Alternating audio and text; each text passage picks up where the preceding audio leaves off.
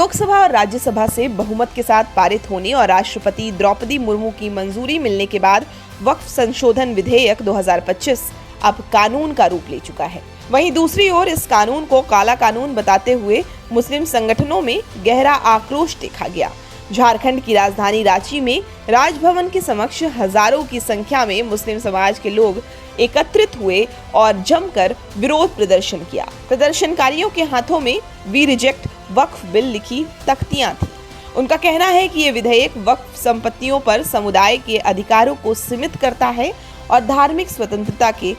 विरोध में है। हमारे बाप दादाओं ने, हमारे पूर्वजों ने और यहाँ के राजा महाराजाओं ने हमको वक्फ की ज़मीन दी, डोनेशन के तौर पर दिया, हमको ज़मीन अता की और उस ज़मीन में हम मदरसा बनाए, मस्जिद बनाए, कब्रिस्तान बनाए, ईदगाह बनाए, मुसाफिर खाना, हॉस्पिटल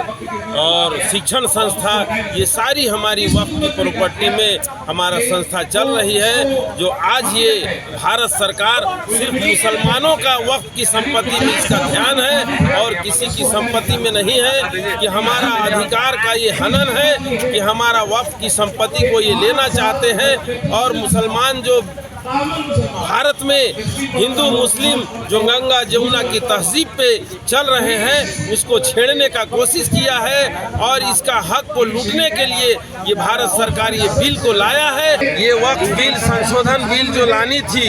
भारत सरकार को, अगर इसमें तब्दीली करना था, इसमें कुछ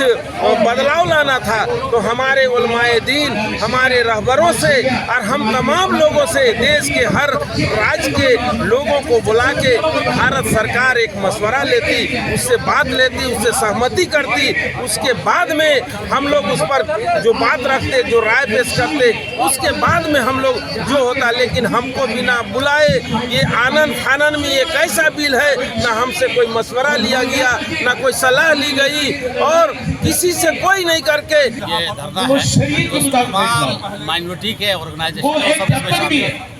और राजभवन के सामने में इसलिए है कि हमारे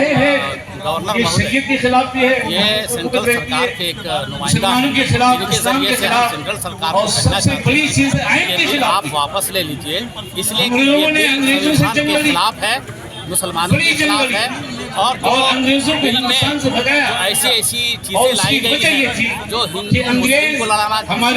रास्ता बनाता है, क्रिश्चियन को लड़ाने का रास्ता बनाता है और सीधे तौर पर 14 एक्ट है, 25 से 26, 27, 28, ये सारे दफात, ये सारे एक्ट को वायलेट करता है और लोगों के जो बुनियादी हुकूक है वो बुनियादी हुकूक को बात करने का प्रयास है।